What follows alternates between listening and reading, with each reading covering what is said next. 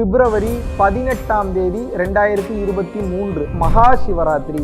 இந்த அற்புதமான நாளை தவற விட்டு விடாமல் நீங்கள் பயணம் செய்யும் போது உங்கள் வாழ்க்கைக்குண்டான அனைத்து அருளாசிகளையும் பெற்று உங்களது கஷ்டங்கள் விலகி உங்களது புண்ணிய ஸ்தலங்களுக்கு உண்டான புண்ணிய வாழ்க்கைக்கு உண்டான அந்த கதவுகள் திறக்கப்படும் என்பதில் எல்லளவு மையமில்லை. ஆன்லைன் ஜூம்ல விருப்பமுள்ள நபர்கள் மிகவும் விரைவாக முன்பதிவு செய்து கொள்ளுங்கள்.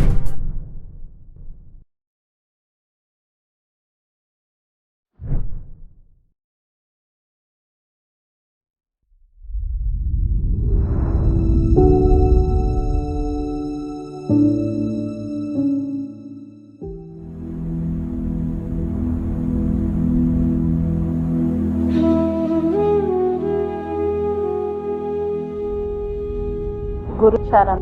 நான் பாண்டிச்சேரி நேரடி வகுப்பு பெற்ற பத்மாவதிங்கிறவங்க பேசுகிறேன். தவசம்னு ஒன்று செய்வாங்க. அந்த மாதிரி தவசத்துக்கு இன்னைக்கு அவங்க லேடிஸ், அவங்க வீட்டில் உள்ள லேடிஸ் யாருக்கோ கால் கொஞ்சம் முடியல, எனக்கு ஹெல்ப்புக்கு வர முடியுமா அப்படிங்கிற மாதிரி கேட்டாங்க. ஓகே நான் வரேன் அப்படின்னு சொல்லிட்டு அவங்க வீட்டுக்கு போயிட்டு என்னால் முடிஞ்ச ஹெல்ப் எல்லாமே செஞ்சு கொடுத்துட்டு 3 மணிக்கு தான் வந்தேன் நான். அதுக்கப்புறம் பார்த்தீங்கன்னா அவங்களே இன்றைக்கி என்ன பண்ணாங்க, 700 வெத்தலைப்பாக்கு பழம் வச்சு எனக்கு 700 கொடுத்தாங்க. உண்மையிலேயே சொல்கிறேன், ஏதோ ஒரு ரூபத்தில் காஞ்சி விஸ்வநாதர் சுவாமிகள் என் கூட இருக்கிறது இப்போலாம் நான் ரொம்ப உணர்றேன். இப்போ எனக்குன்னு எல்லாம் தேடி வருது.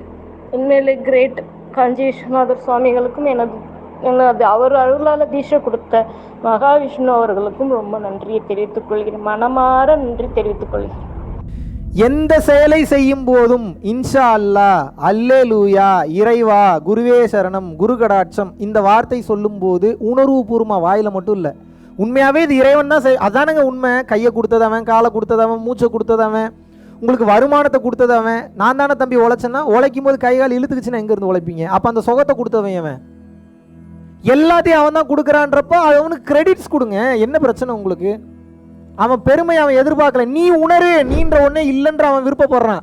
அப்படி அவனுக்கு கிரெடிட்ஸ் கொடுக்கும்போது என்ன ஆகும் அப்படின்னு வந்து கேட்டிங்கன்னா, நல்லா கவனிங்க. இறைவா, இறைவா, நீ தான் இதை செய்ய வைக்கிற, நீ தான் இதை பேச வைக்க. இறைவனின் புகழறிந்து செயல்பட வேண்டும், இறைவனின் பொருளறிந்து செயல்பட வேண்டும். இறைவனின் பெருமையை நினைச்சு நினைச்சு நினைச்சு நினைச்சு நினைச்சு ஒவ்வொரு வேலையும் செய்யணும். அப்படி நீங்க செஞ்சிட்டீங்கன்னா அந்த பாவமும் உங்களை சேராது, அந்த புண்ணியமும் உங்களை சேராது.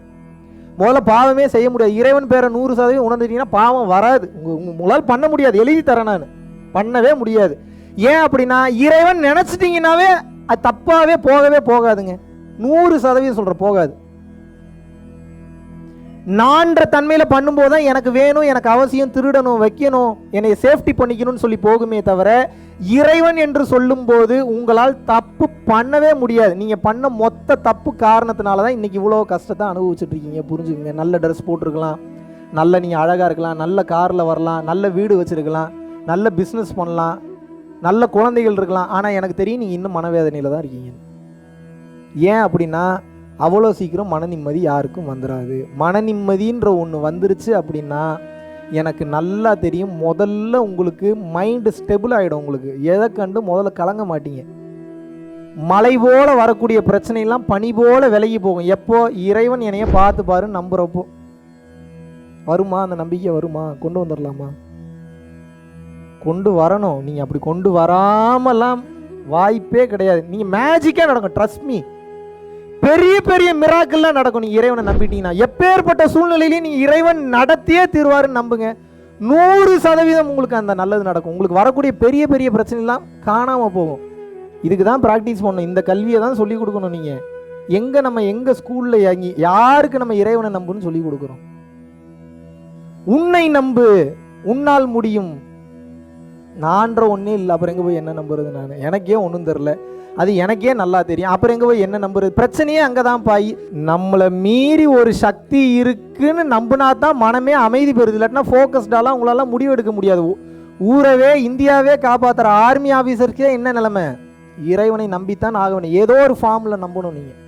இல்லாட்டினா உங்களுக்கு சொல்யூஷன் என்பது கிடைக்காது, நிச்சயமாக கிடைக்காது, வாய்ப்பே கிடையாது. இறைவன் எப்படிப்பட்ட ஆளுக்கு தெரியுமா இன்னும் முக்கியத்துவம் கொடுக்குறார்? இறைவன் பேரை சொல்ல சொல்ல சொல்ல இறைவன் புகழ் அறியணும். முதல்ல புகழ் உணரணும். நீங்க எப்படி உணர முடியும்? இறைவனோட புகழை எப்படி நீங்க உணர முடியும்? ஒரு தாயினுடைய கருவறைக்குள் அந்த விந்தணு சென்று குழந்தையாக மாறுவதற்கு நீங்க என்ன பண்ணீங்க? இன்டர் கோர்ஸ் பண்ணதோட முடிஞ்சு போச்சு. அந்த விந்தணுல எந்த விந்தணு, பல லட்சம் கோடி விந்தணுல எது கருப்பைக்குள்ள போகணும் நீங்க ஏதாவது முடிவு பண்ணீங்களா? கருமுட்டைக்குள்ள போகணும்னு அது உள்ள போயிடுச்சு. அது கொஞ்சம் கொஞ்சமாக வளர்ந்து முதலில் இதயம் வர வேண்டும், பிறகு கண் வர வேண்டும், கால் வர வேண்டும், முதுகு தண்டு வர வேண்டும். 8 மாசத்துல இப்படி இருக்கணும், 9 மாசத்துல இப்படி இருக்கணும், 10 மாசத்துல தலை திரும்பி இருக்கணும், தலை திரும்பாம இருக்கக்கூடாதுன்னு சொல்லி தலையை எப்படி பாருங்க இறைவனோட கருணையை. முதல்ல கால் வந்தா பிரச்சனை, கால் பிஞ்சிருன்னு சொல்லி எப்படிங்க 2 கால் எப்படிங்க ஒரே சமயத்துல பின்னாடி வரும்? அப்ப குழந்தை பிறக்கும் போது தலைதான் கீழ்ப்பகுதி இருக்க வேண்டும். தலை இழுத்துட்டீங்கன்னா கால் 2 ஈஸி. எப்படிங்க இறைவனோட அருமை எப்படிங்க கண்டுபிடிச்சிருக்கான்? இந்த புகழை உணரணும். ஒவ்வொரு நாளும் உணர்ந்தீங்கன்னா நீங்க உங்களுக்கு என்ன தெரியுமா ஆகும்? பேச்சே வராது, அழுதுகிட்டே தான் இருப்பீங்க. நீ உட்காந்து நீங்க அழுகுறீங்களா? அந்த அழுகை கிடையாது. எனக்கு அது சரியில்லை, இது விளங்காம போச்சு, புருஷன் சரியில்லை, பொண்டாட்டி சரியில்லை, ஒன்றும் விளங்க மாட்டேன், இந்த அழுகை கிடையாது. இது எந்த அழுகை அப்படின்னு வந்து கேட்டிங்கன்னா, இறைவனோட புகழை உணரும் போது, அறியும் போது பேச்சே வராது, கண்ணீர் பட்டு தான் வந்துக்கிட்டே இருக்கும். ஏன்னா அங்கே பேசுறதுக்கு ஒன்றும் கிடையாது. ஏன்னா எல்லாம் கரெக்டாக நடந்துகிட்டு இருக்குன்றதை புரிஞ்சிருவீங்க நீங்கள். நம்ம தான் இன்னும் அதுக்கு தகுதியாகலை போல. நம்ம தகுதியாகும் போது இறைவன் சரியாக பண்ணுவார் நம்பிக்கை வரும்போது கேட்க மாட்டீங்க. முதல்ல இறைவன்ட்ட இதை கொடு அதை கொடுன்னு முதல்ல கேட்க மாட்டீங்க. புரியுதா புரியலையா நான் சொல்கிறது? இறைவன் அவ்வளோ வல்லமை பெற்றவன், அவ்வளோ வல்லமை படைத்தவன். அவனால் முடியாத விஷயமே கிடையாது. எல் ஷடாயின்றாங்க, சர்வ வல்லமை படைத்தவன். சர்வ வல்லமை படைத்தவனுக்கு எங்க உங்கள் வீட்டு பிரச்சனையை முடிக்க முடியாதாங்க? என்னங்க இது இப்போ பேசிக்கான காமன்ஸ். உங்கள் வீட்டு பிரச்சனையை முடிக்க முடியாதா? குழந்தை இல்லாதவங்களுக்கு குழந்தை கொடுக்க முடியாதா? ஒன்றும் இல்லாத நம்ம நினைச்சாவே சின்ன சின்ன விஷயம் ப்ளஸ் பண்ணும்போது இறைவன் அந்த அருள் ஆற்றலை கொடுத்துட்றான். அவனே இறங்கிட்டானா எவ்வளோ தூரம் பண்ண முடியும்? எஸ்ஆர்னோ? பிரச்சனை என்னன்னா உங்களுக்கு நம்பிக்கை இல்லை. இதுதான் உண்மை, இதுதான் சத்தியமான உண்மை. இதை நீங்கள் நம்பி ஏற்றுக்கொண்டு நீ கொஞ்ச நாள் வாழ்ந்து பாருங்க. ரொம்பலாம் வேணாம், ஒரு 6 months, நான் ரொம்ப கேட்கல, 6 மாசம் இப்படி வாழ்ந்து பாருங்க. உங்க வாழ்க்கை மாறலையா, நீங்க விட்டுட்டு உங்க வேலையை பாருங்க. நீங்க உங்க வாழ்க்கைப்படியே வாழுங்க. நான் அதுக்கப்புறம் எதுவுமே கேட்கல. 6 months வாழ்ந்து உங்க வாழ்க்கையில் ஏதாவது மிராக்கிள் நடக்க ஆரம்பிச்சு, நிம்மதி ஏதாவது ஃபீல் பண்ண ஆரம்பிச்சுன்னா அப்ப நீங்க என்ன பண்ணுவீங்க? ஒரு விஷயத்துல உங்களுக்கு சந்தோஷம் கிடைச்சிருச்சுன்னு தெரியுது, உங்களுக்கு ஒரு நல்லது நடக்குதுன்னு தெரியுது, அதை ஏன் பண்ணக்கூடாது? உங்களுக்கு சொல்யூஷனே அதுதான் சொல்றேன், ஏன் பண்ணக்கூடாது? இதை புரிஞ்சுக்கிறது மட்டும் இல்ல, இந்த உண்மையை இறைவனின் புகழை பேச பேச உனக்கு உன் கஷ்டம் விலகிருண்டான்னு எல்லாத்துக்கிட்டையும் சொல்லணும். சொல்லுவீங்களா மாட்டீங்களா? அவன் நம்ப மாட்டான் எடுத்தோன்னே. ஏன் இந்த நீ என்ன நம்பிட்டீங்களா இப்போ உடனே எல்லாத்தையும் நான் சொல்றத? அப்படித்தான் அவன் நம்புற அளவுக்கு அவனை பேச வைக்கணும். அவன் எந்த மதத்தில் இருக்கிறானோ அதே மதத்திலேயே கும்பிட சொல்லுங்க. அவன் எந்த கடவுளை கும்பிட்றானோ அதே கடவுளே கும்பிட சொல்லுங்க. நமக்கு இந்த கடவுளை தான் கும்பிடணும், காஞ்சி விஸ்வநாத சாமியை தான் கும்பிடணும், புத்தரை தான் கும்பிடணும், திருவள்ளுவரை தான் கும்பிடணும்னு கிடையாது.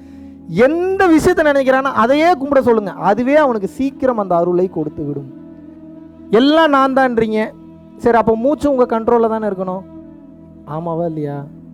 காலையில் இந்த கிளாஸ் வந்ததுலேருந்து இப்போ வரைக்கும் எத்தனை டைம் மூச்சு விட்டீங்க? ஈஸியாக இருக்குல்ல தெரியாதுன்னு சொல்கிறது. நம்ம மூச்சே நம்ம கண்ட்ரோல் இல்லை. மூச்சை வச்சு தான் மொத்த பாடி இயங்குது. அப்போ அந்த மூச்சை கண்ட்ரோல் பண்ணிட்டு இருக்கிறது யாரு? யாருங்க? அப்போ அவன் எவ்வளோ பெரிய ஆற்றல் மிக்கவனா இருக்கிறான். எஸ் ஆர்னோ?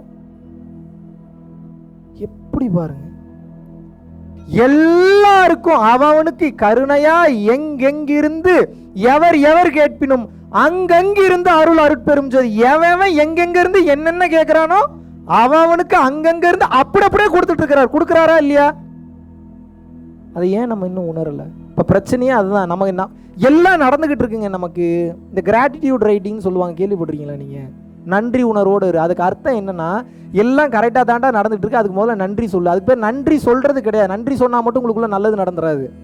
உணரணும். எதை உணரணும்? எல்லாம் சரியாக தான் போயிட்டு இருக்குன்னு உணர்ந்தீங்கன்னா தான் முதல்ல உள்ளுக்குள் இருக்கக்கூடிய பாடி மெக்கானிசம் இறையாக மாறும். This is called alchemical process.